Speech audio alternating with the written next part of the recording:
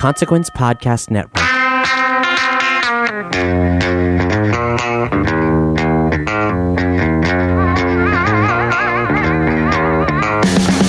Something strange is in the air. On the eve of Lollapalooza 2021, we have cancellations, additions, confusion, all reign supreme. It's usually which bands this year that matter, but in 2021, it's more like which fests this year that make it. We promise it won't be a doomsday episode. Barry Corder, Brad Steiner, The What Podcast starts right now.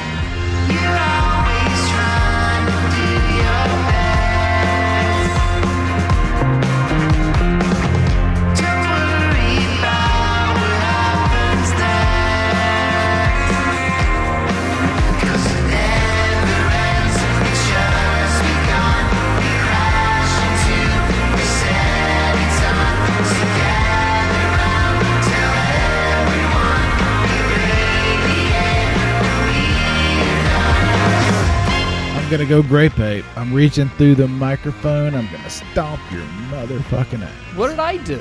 Nothing. Oh. You got me out of bed. Okay. There.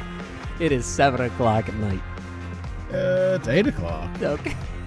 I've had a bad day. I've had a bad weekend. Why? What is it? What's the trouble, Bubble? Oh, my computer. You don't even want to know. That's it? That's what's bothering Dad? Is his computers? Is there VCR down too? What else is broken? Can you not get the dehumidifier on? I got a... Did they shut down the early bird buffet? We got there, the crab meat was gone.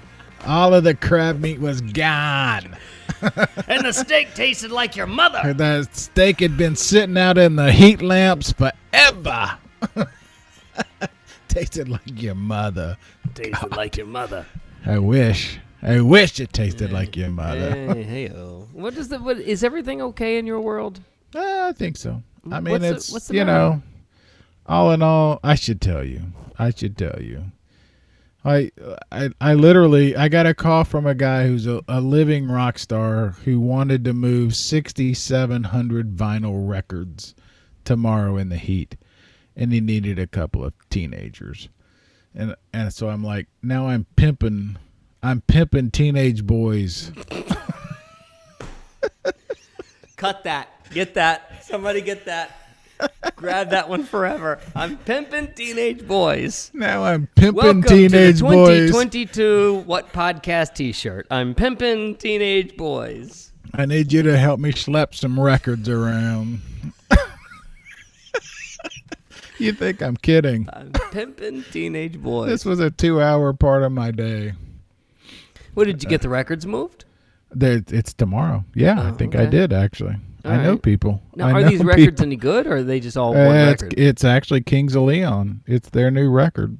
They need somebody to help get them out to their fans. And well, the way that it's selling, I don't think you're going to need to worry about 68. No, these records. are sold. These are sold. Wow, these that's are stunning. So what is it? What are you doing with Kings of Leon records? There is the question. Why am I involved? I don't. And I'm glad to be, because they reached out to me. They're friends of mine. But Kings of Leon? No. Are you holding out friends for the show? Are you holding out? I'm not gonna say who, but yeah, that's just random Kings of Leon new record. I'm so confused. If you gave me 1,000 choices to try and figure out which, I would guess some sort of like really, Yeah, K-Tel. Ron, what are the old ones? The Ron from the 70s and 80s. Hey, it's the whatever. No, these are legitimate fan club records, Kings of Leon, that have to be processed, and I'm now involved. You're the guy for me. I was thinking just about you, Barry. I thought about what I needed. Who can move this product? Well, I mean, you are the Swiss Army knife of everything in my life. So if the most random thing, let's be honest, if something were to happen and a very large, long vegetable found itself lodged in my body, you'd be the guy I'd call. Yeah, I know. Yeah. Yeah, I have this thing. I have a thing. I have a thing. I need you to come over with a bucket and a screwdriver. Can you help me out? And my answer would be, I got a guy. I'm on my way. I got a guy. I got a phone number. Call this guy. You know, you're also like the one thing that you do. All these things that you have at your disposal, and yet not one time have you been able to, carry out a hit on another life. No. You just don't do hits. As far as you know. You're like the good mob boss. As far as you know. I guess, but I mean, I don't know. I mean, that'd be the beautiful part, right? Maybe that's why you keep building the pool over and over and over and over. Maybe I got a whole parking lot full of hits. Well, you don't know. Aside from your life being strange, do you feel something strange? By the way, have you hit record on this? Because I'm not seeing it. Yeah, it's good.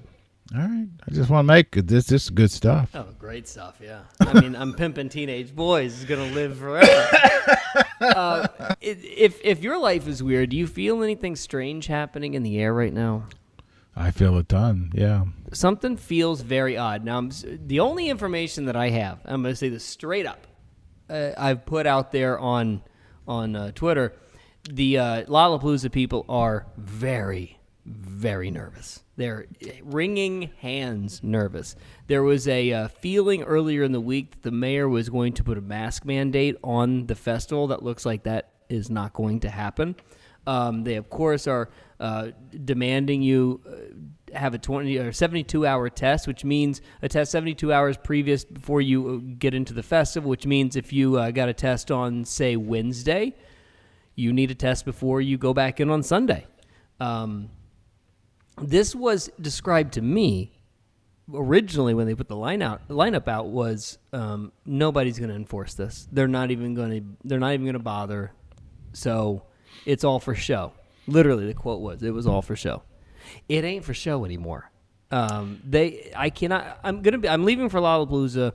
I don't know when you're listening to this, but I'm leaving for Lollapalooza on Wednesday morning, and by Thursday when I get to the gate, I hope to find the longest line that you could ever imagine. Because if the longer the line is, Barry, the more that they're actually checking these things and then putting a wristband on you that says that you are cleared and tested negative or shown a vaccine card. You and I talk how often? Every day? Well, every not 2 days? enough. I didn't know that you were schlepping teenage boys. I didn't know either. The three.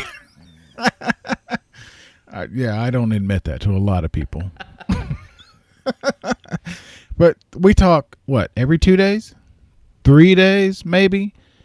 And this conversation. I hope my mother's not listening right now. Okay, so we very randomly, and we do. It's usually because you owe me money. Yeah. Does that help? Sure. So this conversation changed how quickly? A week ago? Yeah. 2 weeks ago at most? And man, like I told you earlier today, I don't want to be. I don't. You don't want to be doom and gloom. I know. I don't want to be doom and gloom. I don't want to be Chicken Little. I don't want to be. The end is nigh and all that. I don't want to be that guy. But your question 3 minutes ago. How does it feel? Something feels strange. Something feels strange. Well, look, the thing. I've done this. I've done radio for 21 years, and in the capacity that I'm in now, I've been for, I guess, 12 years now. I've never felt, you know how like you just feel the calmness before the hurricane? I guess I know this now living in New Orleans. There's just this weird, docile calmness across the city before a storm hits.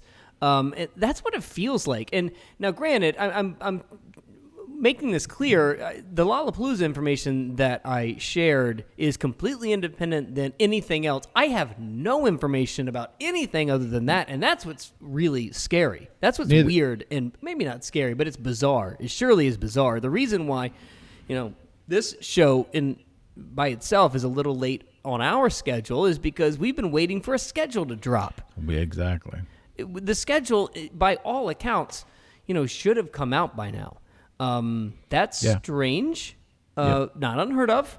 Maybe we're reading too much into it, but man, something just doesn't feel right. Yeah, and then part of it is because we got Olympics going on with people getting sick. I mean, we got golfers, we've got stars, we've got people.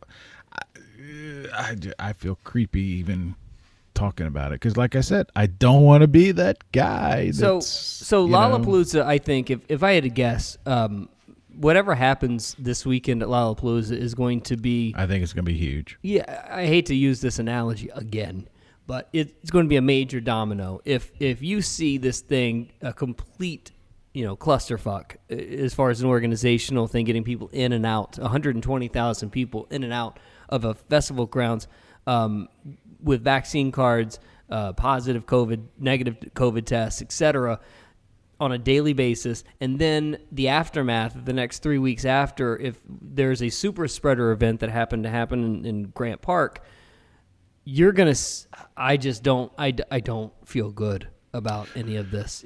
I've been told very clearly that the mayor of New Orleans does not want Jazz Fest to happen. She doesn't feel as though she's got the bandwidth with the police department. She doesn't feel as though it's a public health concern. There's some political things in there, and that she may just not like Jazz Fest. So, Lord knows that's the kind of woman that she is. But it's been pretty open that she wants them to cancel Jazz Fest. And what does Jazz Fest do? Goes and adds another day. I've never heard of this band. Who was it they added? I've never heard of them. The Strolling Drones. Yeah, some teeny tiny little nobody. I want to get to that here in a bit. Because I know we'll come back to that. I've got some, but no, I think you raised an unbelievable point that I think kind of gets lost in the mix. Us, even with me, or I won't say you. I'll say me. It's not just about the vaccine and the card and the whatever, do we feel safe and all that which is huge. I don't mean to dismiss that, but the reality of it, and our guys at Ruham, and you sent me a text giving them full credit. What a great show they had. They touched on some stuff that you and I, because we don't go that route, we don't do general admission, never thought of. But the reality of it, and I think you mentioned it earlier, how do you get 80,000 people in and out of a festival site? And do you do that comfortably? We all just want to think about being inside, having a good time shoulder to shoulder watching the Foo Fighters. Mm-hmm. We don't you and I have talked about it, but we haven't really focused on it. How do you make that work? Well, to play devil's advocate from all of this, this could all be very, very bad come Lollapalooza weekend and the aftermath from it. But the difference between Lollapalooza, ACL, and then Bonnaroo is that Bonnaroo is self-contained, and if Bonnaroo, but you still got to get them inside. That's my point. Right, but what I'm saying, true, but you're not. Let me put it this way: once you're inside, though, at Bonnaroo, it's self-contained. True. Now, fact. Now, if there is a world where all of the sudden Bonnaroo says you have to be vaccinated to show up. I mean, the clock is ticking on making that a reality, because you can't say that 2 weeks before the festival. Yeah, you got to give somebody the takes full, 4 weeks. Yeah, you got to give somebody the full 4 to 5 weeks to make this work, and they're out of time when it comes to that. And our friend, I can't think of his name. I will from Stevie Canada. Wonder. Our friend Stevie Wonder from Canada has already said Canada's closing their borders. He can't make it. He was a guest on the show. I haven't heard that. Oh, I saw that. Oh my really? God. You know me, I'm terrible with his name is Bill. or Jesse. Okay. I don't know. You know me. I'll think of it in a minute. I hadn't heard Madison, that. Madison from Canada. Seriously, Madison. Okay. Yeah, he said I can't make it because they closed the borders again. So that's another one. Your point is exactly right. We're 34 days, something like that, away. So if you haven't been vaccinated, it takes, depending on your vaccine, some are 4 weeks. Yeah, you're running out of days. So okay. So I don't think that they are going to force you to be vaccinated because I don't think they have the kind of time. But they could force you to show a negative test before you get there. Sure. That would be new, and maybe that's something they're trying to work out. Again, at least I would. I think I would feel more safe in Bonnaroo space if everyone that walked in, for the most part, was honest about their either vaccination status or their negative COVID test. I don't necessarily feel that safe with Chicago and Lollapalooza when you can intermix, you can, in and out, switching wristbands, new people coming in every day, day pass after day pass. With Bonnaroo, once your people are there, those people are going to be there the entire time. There's not that many randomly new people showing up. Fair point. That's a good point. And if you got in, we would assume, yeah, all right, I get that. I'll go with that. So that's why I think that there's some sort of difference between Bonnaroo and Lollapalooza. So again, this is all to play devil's advocate. At the same time, though, the whole point that I'm trying to make is there is eerie silence here. And yes. And there's not just eerie silence from Bonnaroo. There's eerie silence from everybody. In a way that I feel it across the entire industry. I don't feel it just from Bonnaroo. No, that's what I was saying earlier. That's why I brought up Olympics. Lala, which you leave, this week for, depending on when people are hearing. Yeah, no, I get it.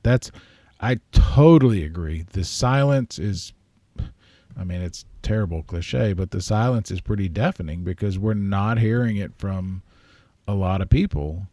And then on top of it all, put the silence in one basket, and then in the other basket is the total confusion about so much that is happening this year. Not only are facts changing on the fly, and they're obviously having to rearrange things as they go, and I'm sure every day comes a new argument for this, and then a new argument that completely is the opposite of that. Right. So I can't even imagine to untangle all of that. But then you're putting new policies in place. You're putting new organizational things in place. The way to get in and out of Bonnaroo is going to be completely different.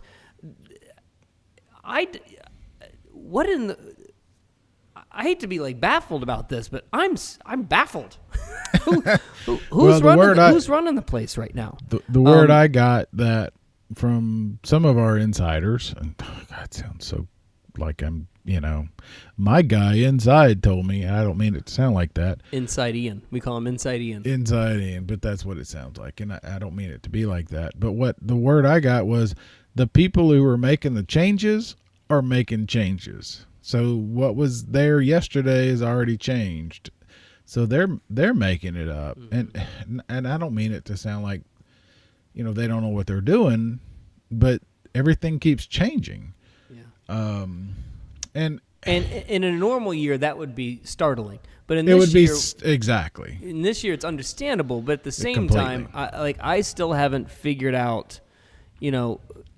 Frankly, C3 is a major entity, and they know what they're doing when it comes to running Lollapalooza. But sometimes, even with them, it feels like they're walking around without any sort of direction whatsoever, and just hoping to God this thing doesn't go bad. And maybe, frankly, Barry, maybe that's the best that we could have hoped for. Well, I'll put it this way. If you were in charge, what would you be doing? I would be freaking the fuck out. Yeah, let's be honest. You think you know what you're doing. Right? In what department do you think I know everything? Okay. Everything. I mean, I don't know if that's true. You put events on. I've been involved in putting events on. We'd like to think we know what we're doing. That nobody knows nobody knows how to do this because it's never been done before. And that, that is a good point. And I hope that anybody who is, you do. I'll put it this way. I hope that nobody thinks that we're saying this as a negative. No, I'm not. Pointing it out, though. Thank you. Pointing it out is not the same thing as criticizing it. I am not. Thank you. I'm glad you brought that up. I am absolutely not. My point is, nobody's ever done this before, and the only comparison I can put to it is my industry, newspapers. We did it for 200 and something years, and we printed money. I mean, we literally printed money. And you were there the day it started. I was there when we ran the first dollar bill off the printing press, and then the internet happened, and it was like we don't know what we're doing, and that's what it feels like. And it's been that way every day since, hasn't it? Exactly. We don't know what we're reacting. We're not acting. Yeah. And this feels like, actually, I hadn't thought about it, but that's exactly what it feels like. When we come out of this with festivals, we don't know. And I think I said that to you a week or so ago. It feels like it's a great opportunity for a restart for a lot of these festivals. Things that they thought they should have fixed, that they don't like, whatever. This is a great opportunity for them to fix. And I think they're going to do that, and I don't blame them. But could I sit here and predict to you what those are? No. I could have made a list. But maybe I'm thinking about this all wrong, though. Lollapalooza is happening in 48 hours. 48 hours is about the time, around about panic time, in probably any festival. You don't really know. You have a good idea, and you have a good handle on most things, but you don't know how everything's going to go. You're worried about weather. You're worried about crowds. You're worried about a random guy from the top of a building shooting you. You got security measures and things. Like, there's real concerns that you're panicked about. So maybe if you're Bonnaroo or any of these other festivals that are still holding on to the fall and hoping to God that it works, maybe you're just taking your time. Maybe this is much ado and more thought about from us. Maybe we think about this much more than they think about it. Maybe they see the world happening in front of them. They see the calendar. They've got some time, and there's no rush. They've got a sold-out festival. They don't need to put out, the schedule. They don't need to do anything. They don't need to put out press releases. They don't need to talk to us. They don't have to do any of this stuff. So they could be sitting here for the next 3 weeks and still be fine. Let's see how it plays out. Let's not panic and figure it out, this time, 3 weeks from now. I would have agreed with you a while ago. The difference to me is, we're making this up. We are completely making this up, but so are they. I think you can count on the fans. I think in a weird way, the difference is this year you can count on the fans because the fans are ready to come. I think in the past that would have been your number one concern. Are we going to get the numbers? And maybe I'm wrong. I think the fans are coming.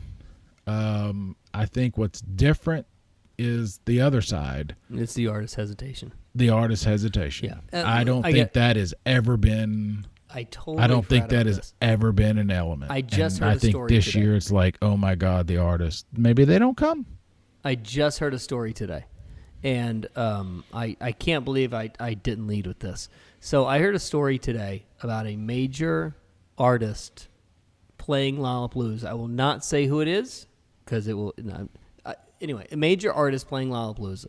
That the mayor of Chicago, Lori Lightfoot, asked to meet, and this artist said no. Yeah. Not politically. It wasn't a political thing. They're on the same side. They believe all the same things. And she got a big no. Yeah. Why? Because this person has said nobody gets in my bubble except for my closest, my touring staff and my management and my band. I think That's nuts to me. I mean, if you went 1, 2, 3, artists used to be 3 because the money was there, and then if you were superstar, you raised to the top. But otherwise, it was 1, 2, 3, and now I think artist is 1, and I think promoters and attorneys and all that becomes 2, and I think 3 is way down. And I could be wrong, but that's the way it feels to me. All of a sudden, we know that the fans are going to come, but the artists are questionable and becoming more and more questionable. Mm-hmm. And now it feels like, the other becomes, like you said. Do you remember when Major League Baseball went on strike in the 90s, in like 1996? And all you heard from the top guys, like, we're going on strike for the little guy. We're going on strike for the minor league players. Sometimes I feel like these artists are coming to these festivals and performing just so the little guys can still get a paycheck. What do the Foo Fighters need to do this for? They've had COVID. They've had COVID break out into their the group already. They had to cancel shows in L.A. Yep, for one guy. They don't have to do this, right? But they're putting themselves out there because they really hope that Cannons makes $1,500. I don't know. Maybe I'm overthinking. Maybe they are. Maybe I don't know. But it's not about the fans. That's not ugly. I'm just saying now we know the fans are coming. I'm just saying the pyramid is flipped, and it feels like it's flipping even more and more every day. Yeah, this what's happening with the numbers in New Orleans? Just yesterday, there were 700 cases of COVID, and I know there are breakthrough cases. I just want to say this one thing. This is the paradox of our time, is that everything becomes political, and the things that shouldn't be political have been politicized, and then who politicized the politicization becomes politicized. You can't even associate blame correctly anymore. Yeah, I actually heard somebody say it's flipped now, that the people who refuse to get the vaccine because they're getting sick are now the ones getting it because the GOP is losing voters because they're dying. Yeah, and I'm not trying to throw politics. I just thought, wow. Didn't see that coming. I mean, it's just nuts because the right will say the left politicized it. The left will say that Donald Trump politicized it. So even the politicization is getting politicized. Correct. It's become so it's such a mind screw. But here, like at the end of the day, I was in a text thread where somebody sent an article that said 27 people died that were vaccinated. Died of COVID in Tennessee. 27 people. The exact same thing that was linked, right, in that news article. It was all from the same story. I found a link that said 98% of all COVID cases are from unvaccinated people. Those are the two headlines. And if you dug down deep, the headline that read 27 cases in Tennessee of breakthrough deaths was by Sinclair Broadcasting, which was owned by a Republican, and the article that I found was written by Scripps, which is the left version of Sinclair Broadcasting. We can't even get the fucking story right. We're telling the same story, but we've got the completely wrong everybody's got their own headline. Everybody's got their own different version of what they're looking at. At the end of the day, we're trying to look out for each other. And the whole point of this is like we're looking out for each other. I've gotten to the point, Barry, that I got the shot because of other people. Now I'm feeling like I got that shot from me. Yeah. I got the shot so I could go to Bonnaroo. Well, yeah. Now I'm just like, screw these people. They're not even trying. Yeah. Well, when the governor of Alabama is calling you out, something's wrong. Yeah. It's nice to see some people show up and discover a spine, but it's better late than never, I suppose. Point being, I mean, it's I don't know. It back to your original question. It feels weird. There's no question. The electricity, the buzz, the whatever in the air feels weird. I know, but if they were delaying the schedule and having a little bit of like, missteps along the way with new procedures in any other year, would we be this worried about it? Wait, I'm gonna have to think about that. Okay. Because as I've told you, we're 42 days out or something like that. Whatever you're hearing this. I'm always worried about it at this point. I mean, at this point, but you're worried about the we're wrong convinced things. it's going to be the worst show ever. You guys do this every year. Oh, stop! We Stop. have a group of people in our campsite. Don't even act like you're not the leader of the puckered up the puckered up party. You are the absolute leader. That's just not true. You guys get so worried that the moment that you show up, they're gonna look at you like you've got. What are you doing here? Yeah, and that's what I'm worried about. But you're the one that showed up 2 years ago with your finger pointed at the guy who was trying to park us. This will never do. This is awful. And I'm like, Brad, who won that conversation, by the way? I did, because he was a friend from Chattanooga. Okay. We had already figured it out, and you showed up like grandpa. No. I'll show him. I'll show him. This is the worst. No, and we all do that. But anyway, this is, to your point, yes. We always do it. I always do it. And I like I said at the beginning, I am trying not to be, things are bad, because every year we do it and we show up and it's great. It's never not great, as our friend Ken Weinstein said. And I mean, it really is. It will be fine. It will be, if it happens. But I know there's going to be changes, and What's your percentage of it happening? Ooh, that's a great question. What is today? Today is July 27th. July 27th. Yeah. I'm gonna say it's a solid 88, 90% happening. Wow. Okay. That's much more optimistic than I thought you'd go. I'm going 75. But it's gonna change. You think it's going to change? I think. Ask me again on Sunday. I think Lollapalooza is huge. Yeah. Yeah. I think Lollapalooza is a massive tell. I'll be honest with you. I'll kind of repeat this. The people inside of Lollapalooza are panicked. Maybe I shouldn't say panicked. They are stressed out. They're wringing their hands. They're very concerned about this. I'm less.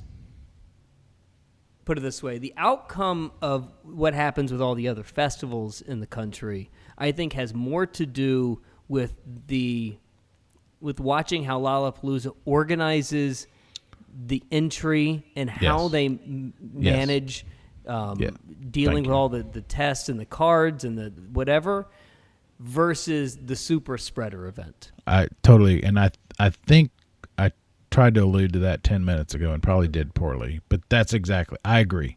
I don't think it's as much about the numbers, though those will be key, as the organization of it. That's right. If it's a shit show organizationally, because of COVID, then it's going to be tough to do any of them. If you don't think that if one of the top guys in C3 sees the mess that this could be, then they might do a great job at this. They might do an incredible job that makes everybody look around and say, we need to do it like them. Possible. They're very capable people at doing this, no matter what you think about them as the best. Yep. As a lineup producer.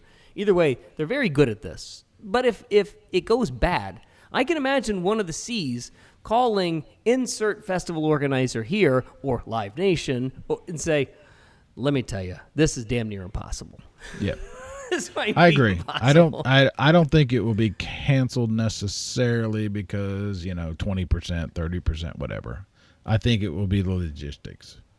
And as related to that, it could be the bands that just say, we're not, we're out. Well, what I'm going to do is we're going to have a special show later this week. When I get to Lollapalooza, I'm going to try and put my eyes on as much as I can on Thursday, especially early when they first start, and then later on in the day, and then maybe when the gates open on Friday, I'll get a better sense of it too. And then sometime around Friday night, Saturday, maybe we reconvene and do a really quick show. Maybe even do it on Instagram and do like an Instagram live or something, Barry, where we just go through some of the things that I've seen that are different, maybe problems, celebrations, etc., and just see what happens. I don't know what to expect though. I really don't. They have asked us to do certain things that I'm not necessarily able to say yet when it comes to getting on site. So maybe I'll be able to share those when I actually get there. But all I do know is if you think there are changes at Bonnaroo happening in GA, backstage, and Cinnaru, man, the changes that are happening at Lollapalooza are just unbelievable. They're out of this world. The list is as long as I can give you a piece of paper. So I'll give you what I can on Thursday and Friday, and then we'll see what happens from there. All right. I love it. So let's get into this thing about the Rolling Stones. Rolling Stones were added to Jazz Fest, and I didn't anticipate to spend much time on this, but I first thought that Stones being added to Jazz Fest was maybe one of the biggest additions in the history of American festivals. And then I remembered that they were already booked to do Jazz Fest in 2019.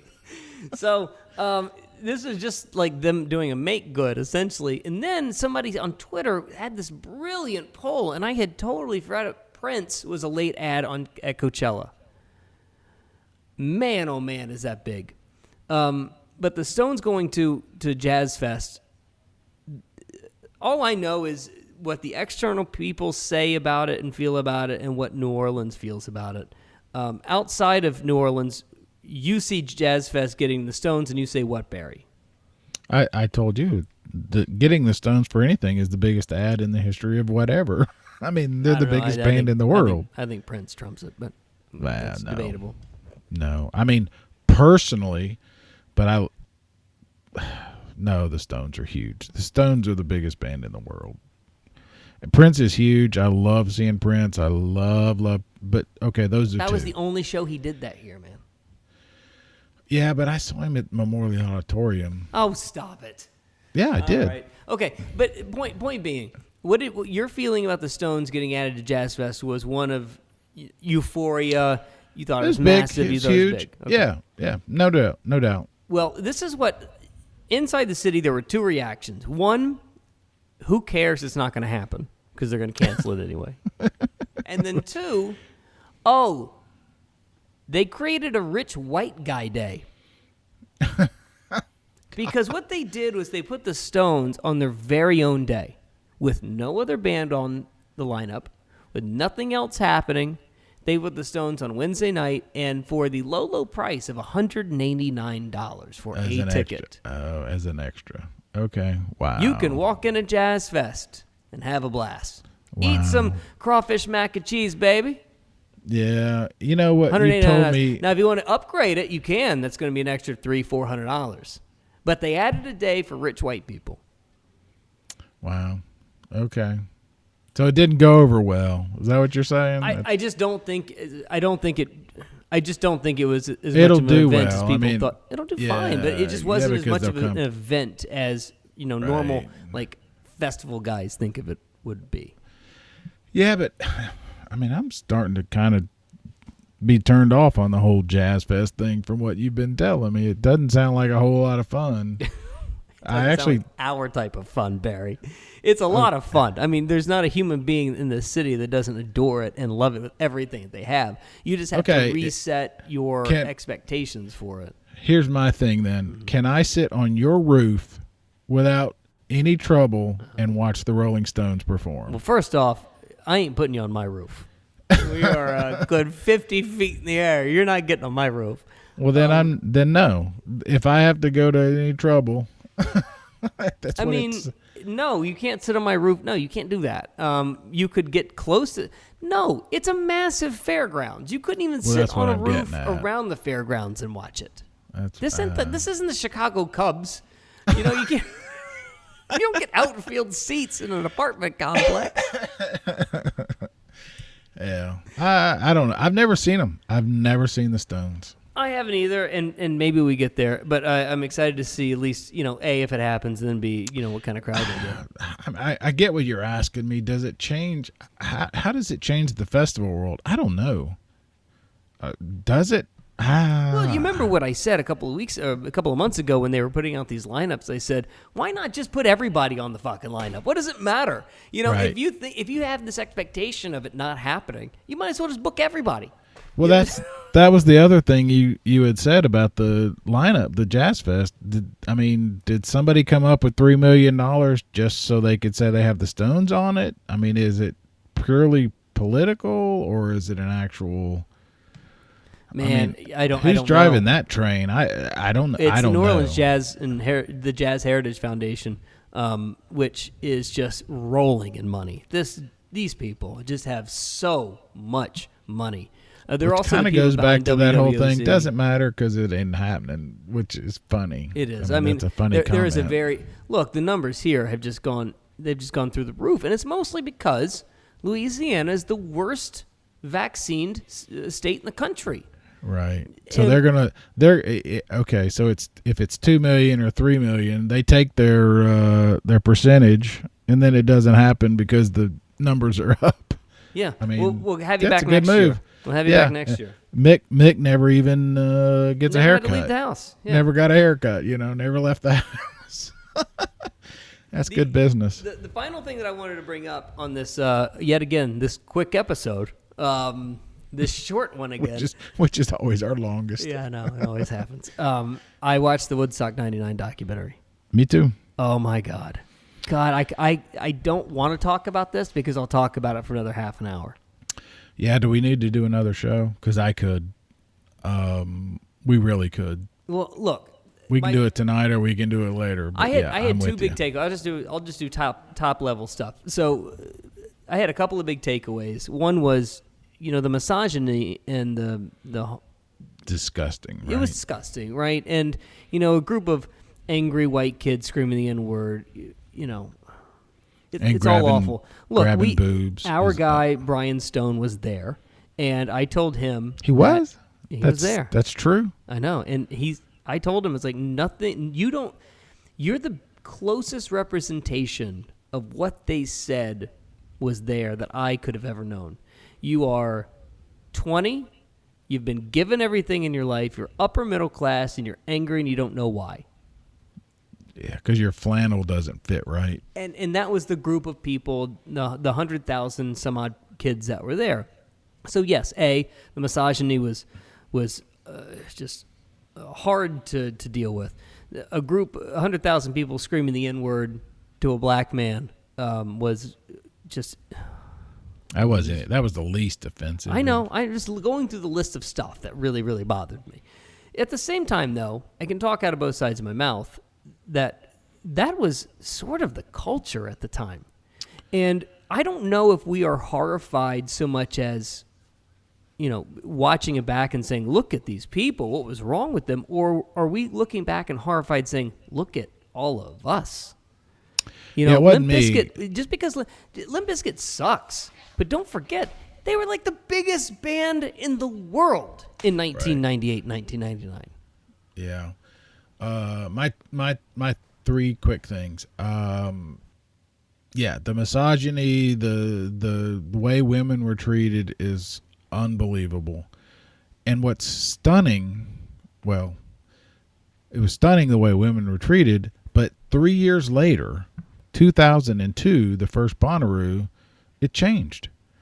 Women rule Bonnaroo. Well, yeah, a lot of people will say that was the Band-Aid being ripped off. Was Woodstock 99 was sort of like the catalyst that ended all of the aggressive white male stuff of Kid Rock. I think so. I mean, I showed up at Bonnaroo as a 40-something-year-old thinking, dang, these young women got it going on. And that's a whole nother topic we can get into. The other thing is... Right, but stop there for a second. It was the organizers being so completely baffled and then blaming the women, even how many years later, still blaming the women for it. He was clueless. He is clueless. He's an old guy. I mean, I'm not going to go there, but yeah, the nudity still happens at Bonnaroo, but nobody's disrespecting the women. It's like if they want to be naked, they're naked. That's what I mean. It completely flipped in 3 years. Mm-hmm. So that's a point. The other point that stood out to me was the female reporter from Washington, MTV, yeah, who said this generation, the organizers of this event wanted to basically base it on a what did they call it?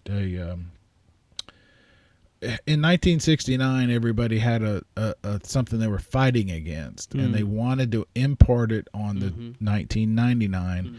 And this generation had nothing they were fighting against. That's right, because they were 20-year-old white kids, upper middle class given white everything. Kids who were angry and they didn't know what they were angry about. I didn't know what they were angry. I thought that was such a great point. But the reporter. So this is my other big takeaway. The reporters that were there. First off, they kept blaming MTV as if a crowd of 100,000 kids who had to go to a payphone to make a phone call were watching MTV in the field.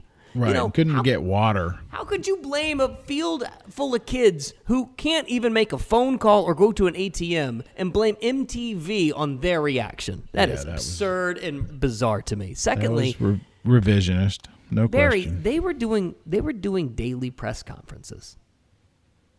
Yeah. These guys were standing up and talking about this festival on a daily basis, which tells me, there is a chasm between the backstage area and the regular, the GA area in every festival. Do you think you and I have? Do we have that issue, Brad? Did they not walk out? Did they not even stand on a stage? Did they not walk out to the crowd? Did they not know anything that was happening in that festival whatsoever, that they decided to stand up in front of the press every day and answer questions about it? And talk about how great it was. No, I know, and you and I have to be careful of that too, because we're backstage. But I don't think we're lost in it like they were. Yeah, but I don't think I'm shouting somebody down for telling me that there's enough water. I mean, the woman basically, the female journalist said these kids don't have water out there, and the guy basically responded with, "Well, we hooked up a hose." Yeah. No, he was. Look, I had Those forgotten. guys should be in jail. I had forgotten a lot of that, but it's funny. Our friend Trevin and David, who now are friends of ours, been on our show, and they go to all kinds of festivals. They were like, yeah, you know what? If that's what would have been happening, I would never have gone to a festival. Well, I was like, me too. That's why I didn't go till 2007, because that's what was in my head. I know, but here's the thing. There was a time where Kid Rock came to Chattanooga to play at a place called the Bay. And there were 25 people there. There was nobody there as before. And I think he brought Mini-Me. Mini-Me was out at Skies. Go ahead. And 10 years later, when Kid Rock hit, it was like the whole city had been at that show. Oh, yeah, I remember seeing Kid Rock there. Yeah, sure. No, I'm getting guys come out of the woodwork that I know. All of the sudden they went to Woodstock 99. Now, I'm not going to deny that they were there. Very well that they could. But there was everybody that I've met that has been there, or that was there rather, they said they didn't see any of that. They knew it was a shit show. They knew it was dirty. They knew they didn't have any showers, and they didn't have any water. But they didn't see any of the raping.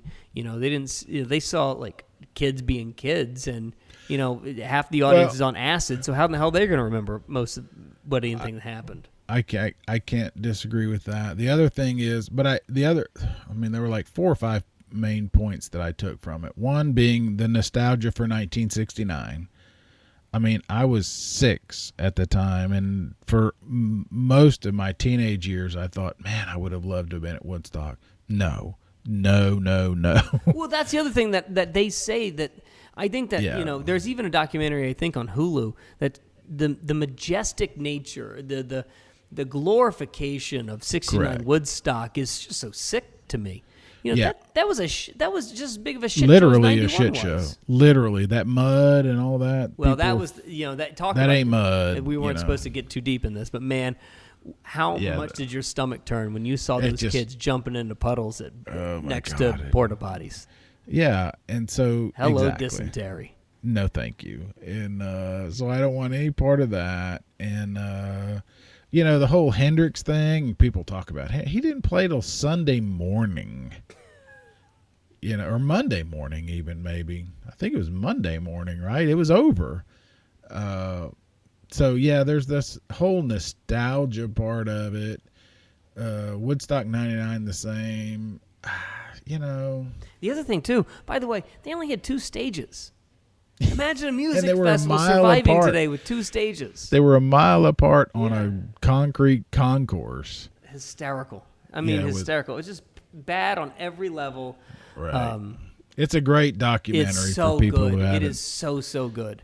Yeah, and if you're watching it and you're listening to this podcast and you're thinking, why are these 2 guys still talking? That's not what it's like. Well, hey, by the way, They figured it out. well, the thing that no kidding, no festival is like that anymore, except for the Fire Festival. But like that was written and directed and put together all by Bill Simmons. Bill Simmons started as a guy who just wrote about sports. The dude was just writing about the Celtics. He was a Boston sports writer, and then he turns around and has got a podcast corporation that's worth billions of dollars. The guy gets a deal with HBO and ESPN. He's a monster. And he's got a whole bunch of other music documentaries coming out over the rest of the month. I think he's doing Juice WRLD. He's going to do DMX. I think he's going to do the Studio 54, something like that. Maybe it's just disco. I can't remember. But there's a whole series of these documentaries coming. He's just so good. He's so good. So if you have any opportunity to watch this, please do, because if you like music festivals and you like where, they have come, it started from that shit show. Yeah. I mean, to your point, is it accurate? I mean, it's always through the lens of the teller. I don't know how much of the misogyny and all that went on. I wasn't there. I just know that I've not seen any of that at Bonnaroo. Well, if a woman sure it walks happened. by and she's putting her boobs out, what do you expect a guy to do? What do you- oh, God, I that mean, guy. I wanted to punch him right through the stupid I mean, how many TV. times have you seen it and it's like, good, go, bye, Yeah, see ya. how many times have you seen some sort of redneck dude grab boobs at Bonnaroo? Never. None. Never. None. Do you know what else I've never seen at Bonnaroo? A fight. I've said this. I haven't seen a fucking bug.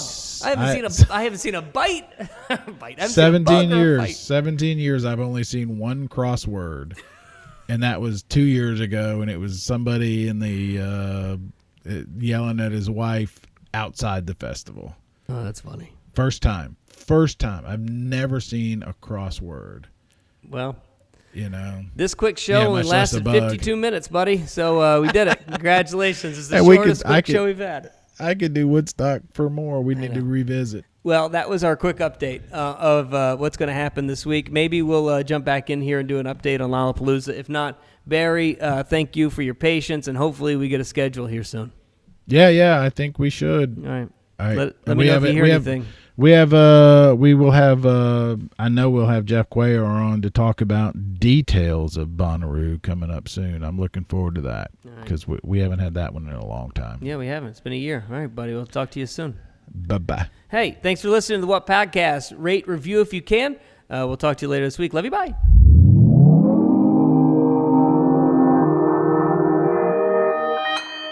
Consequence Podcast Network.